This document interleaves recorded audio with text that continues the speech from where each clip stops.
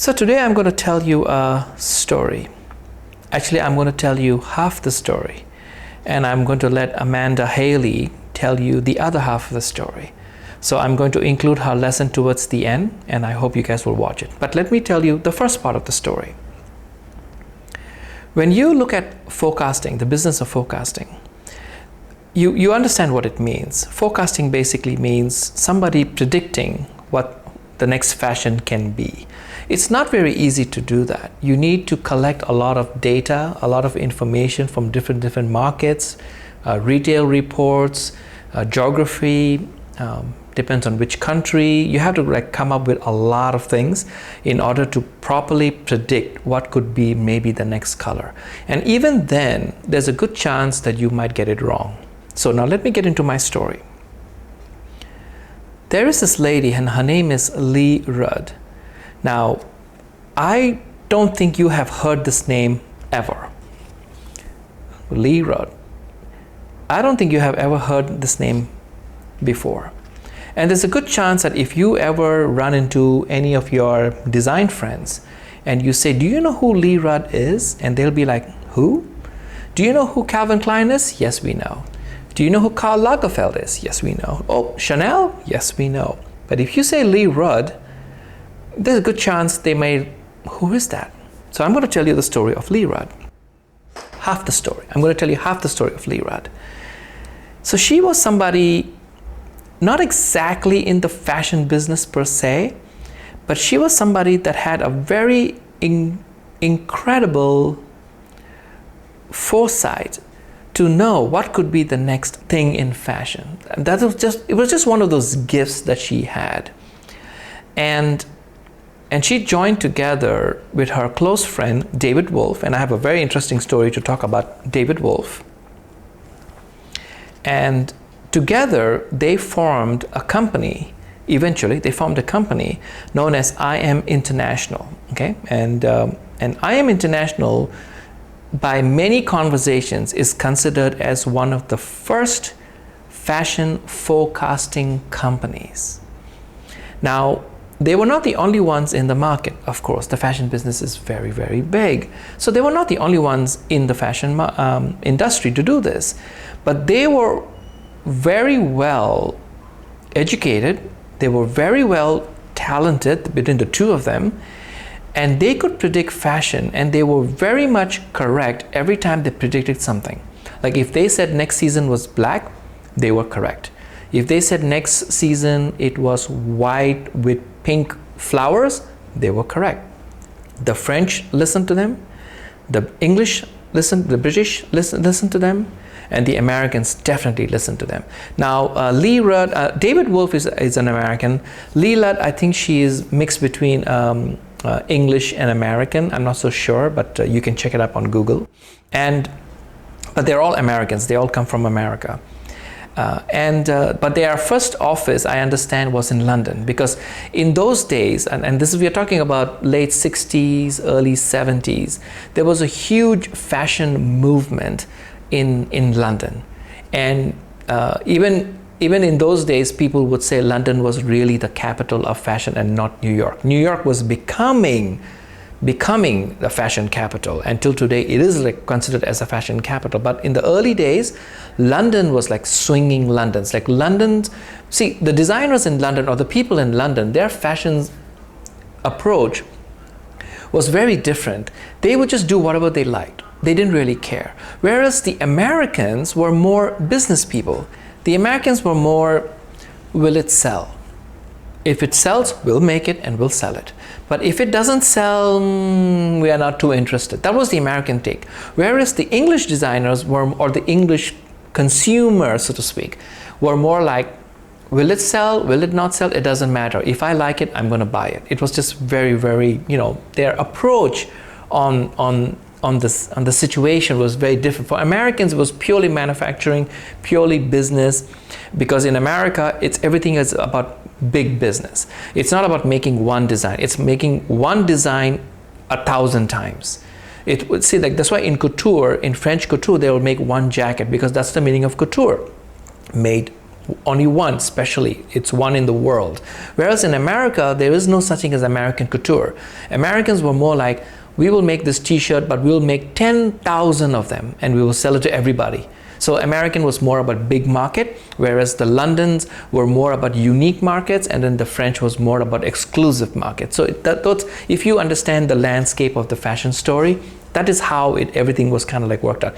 And the Italians who are manufacturers were also now slowly coming into the scene. So back to my story. So Leigh Rudd and David Wolf formed IM International, and they released one of the first forecasting reports, so to speak. I think it was called the IM Report, or the what does IM mean? Something Imaginative Minds Report. Okay, and I remember when I was in school, it was called IMR. So it was like the IM Report, but IMR was like the nickname. The moniker was there, and next to that was also something known as the Tobe Report, which was also very popular in the American market. But most of these reports that was available were more about retail sales. That means what is doing very well in the market was in the report. Whereas Leigh Rudd report, which was known as the IM report or the IMR report, was more about what is going to be the next best thing in the market. So there was a small difference between all these reports. And the IM report, which was done by Leigh Rudd, was one of the first type of reports where it was big. I think it was like 100 or 150 pages big. It was really a big book. And it had fabric swatches, it had illustrations, it had pictures, magazine cuttings. It had all kinds of things in that report, which all the other reports did not really have. So all the other reports were considered more like retail reports. And the IM report was considered more as a true forecasting report, because Leigh Rudd was basically telling you not what's famous now, what's famous coming. Like next season, red would be the color. That was the IM report. Whereas all the other people were saying, oh, red is very popular right now, maybe red might be popular next time also. So there was a small difference between all these reports. So people in the fashion business, they always understood that the IM report was more true in forecasting, because it's telling you what is coming so that you can prepare for it. Now, if you remember in one of my lectures, one of my lessons, I was talking about what is known as timeline. Timeline basically means, see, if you look at, let's say, couture garments, a couture garment could take anywhere from 1 month to 6 months to make. That's a true French couture garment, because it's all hand done. It takes some time to do it. But still, that is a timeline. It takes 1 month to 6 months to make a couture garment. However, if you look at it from a manufacturing point of view, from the American side, the Americans have to design something. They have to buy the fabric, so the fabric has to be made. They have to send the fabric to the factories. They have to make the patterns, the markers. They have to cut it. They have to sew it. They have to pack it, ship it to the stores before you as a consumer can go to the store and buy it. So there was a timeline over there. The Americans, when they were looking at the IM report, they wanted that timeline. They wanted to prepare themselves to say, okay, next season is going to be red with a hint of blue.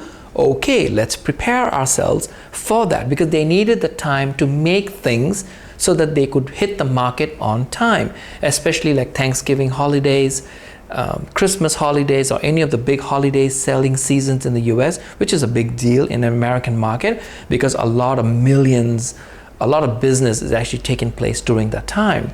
So Leigh Rudd and David Wolf's agency or business, which is known as IM International, was very good at this. They could tell you what was coming. So all the companies would listen to them because they know they had enough time to prepare for it.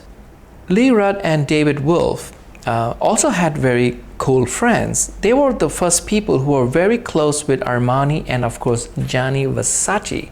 Now, Gianni Versace at that time was a very young designer. The house of Versace was very new, and the Italians were slowly coming out of the manufacturing phase into the designer phase. So it became like fashion designers from the Italian side. There was another designer also called Gianfranco Ferré, but Gianfranco Ferré came into the scene a little bit later.